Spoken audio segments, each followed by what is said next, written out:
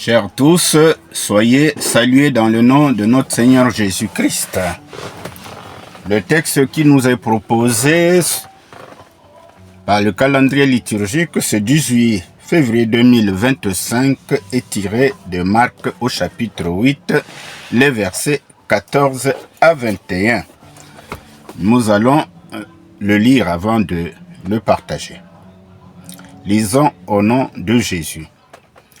En ce temps-là, les disciples avaient oublié d'emporter des pains. Ils n'avaient qu'un seul pain avec eux dans la barque. Or, Jésus leur faisait cette recommandation.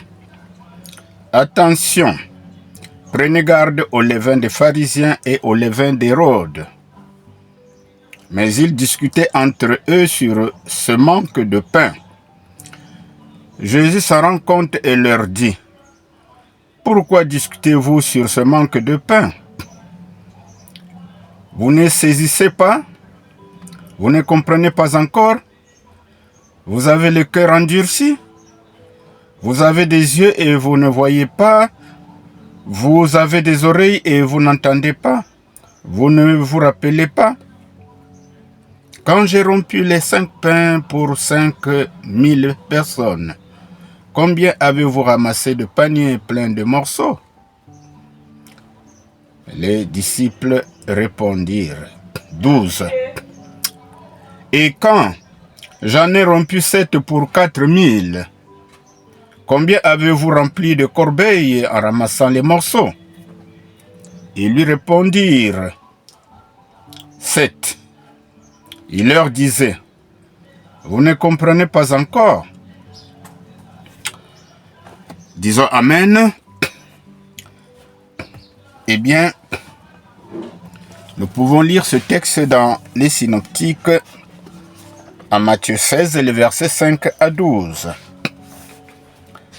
Bien, essayons d'abord de comprendre le contexte avant d'entrer dans le texte proprement dit pour que nous puissions partager ce que le Seigneur nous a mis à cœur. Eh bien, Marc parle du levain des pharisiens et d'Hérode, comme nous venons de l'écouter, alors que dans le texte synoptique de Matthieu, eh bien Matthieu l'appelle levain des pharisiens et des sadducéens. Ceci tient au fait que l'évangile de Marc s'adresse initialement aux non-juifs, qui sont censés avoir une idée d'Hérode, mais ne connaissent pas forcément la secte religieuse des Sadducéens. En outre, la mention d'Hérode peut renvoyer à ses partisans dont nombreux Hérodiens étaient Sadducéens. Bien, nous avons essayé de replacer le texte dans son contexte.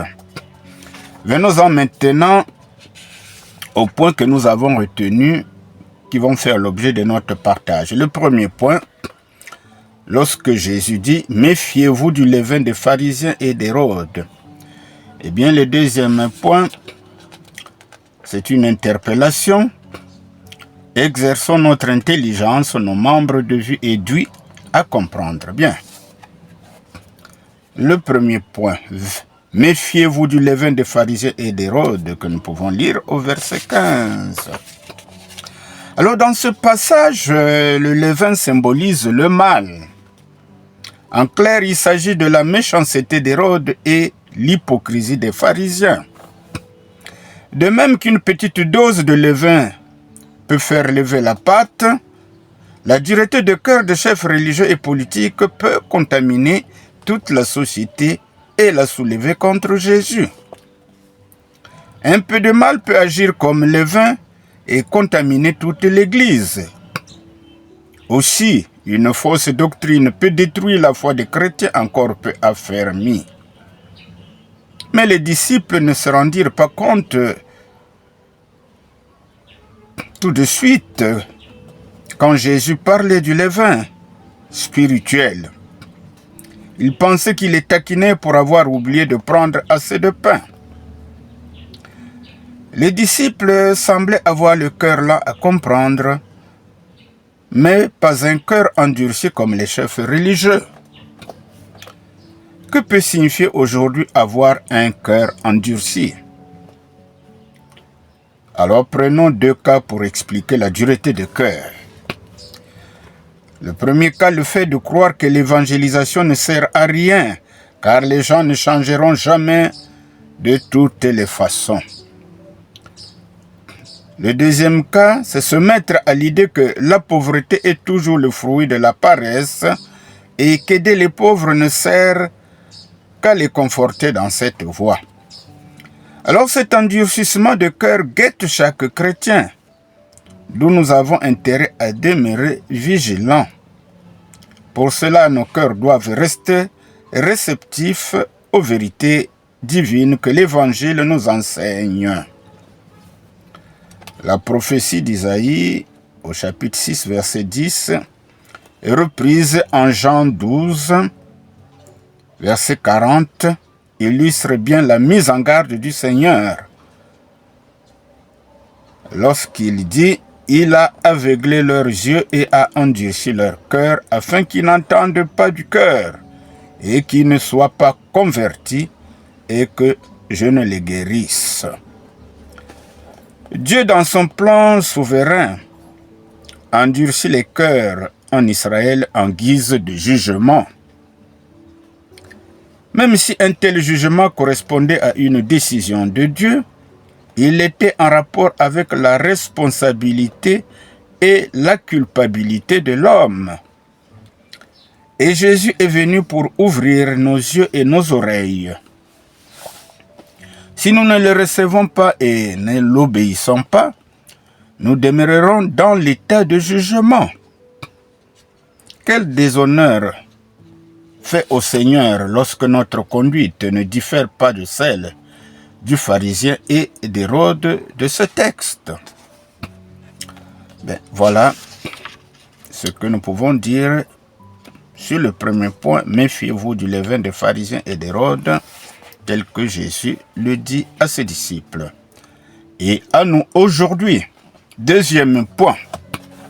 Exerçons notre intelligence, nos membres de vue et d'ouïe, à comprendre. Alors, pourquoi nous avons intitulé ce deuxième point ainsi? Parce que Jésus pose une litanie de questions à ses disciples. En l'occurrence, ne comprenez-vous pas? Ne voyez-vous pas? N'entendez-vous pas? Avant de faire ce reproche à ses disciples, Jésus leur rappelle les 2 fois où il a multiplié les pains et où ils étaient témoins, les disciples, en nourrissant 5000 personnes dans le premier exemple et 4000 dans le deuxième. Et d'ajouter, homme de peu de foi. Ça, nous pouvons le lire dans le texte synoptique de Matthieu. Donc, en l'occurrence, Matthieu 16, verset 8. Voilà des remarques pertinentes que Jésus adresse à ses disciples. Le manque d'intelligence des disciples nous étonne, mais avec un peu de recul, ne nous reconnaissons-nous pas en eux? On peut se poser la question de savoir quel privilège avons-nous retiré des enseignements que nous avons déjà reçus du Seigneur depuis que nous communions avec lui. Réfléchissons à toutes les occasions dans lesquelles le Seigneur a dû rappeler notre indifférence ou notre ingratitude ou encore notre oubli continu de la parole. Et essayons de tirer les enseignements propres à nous aider à progresser dans la foi. Alors, qu'est-ce qu'il nous reste à faire? C'est de prier le Seigneur. Que le Seigneur pardonne notre peu de foi. Si hier nous avions manqué les yeux et les oreilles spirituelles, puisse Dieu d'amour et de miséricorde nous aider à discerner les réalités spirituelles à l'exemple des apôtres après la Pentecôte et nous ouvrir les yeux et les oreilles du cœur pour voir tes merveilles, écouter et obéir à ta parole. Disons Amen. Alors ce texte merveilleux doit être exploité davantage. À vous, chers lecteurs, de continuer l'exercice. Likez, partagez et abonnez-vous pour nous encourager dans cet exercice de méditation. Et vous pouvez aussi vous procurer le manuel Dieu nous parle que nous avions édité aux éditions Vérone. Et vous pouvez donc taper dans Google en mettant Dieu nous parle Bernard Moussoki et vous verrez que ce livre est disponible au niveau des plateformes Internet. Vous pouvez donc le commander. Il y a aussi les psaumes déchiffrés, notre tome 2 dans la série Dieu nous parle. Alors, merci mes bien-aimés, que Dieu vous bénisse.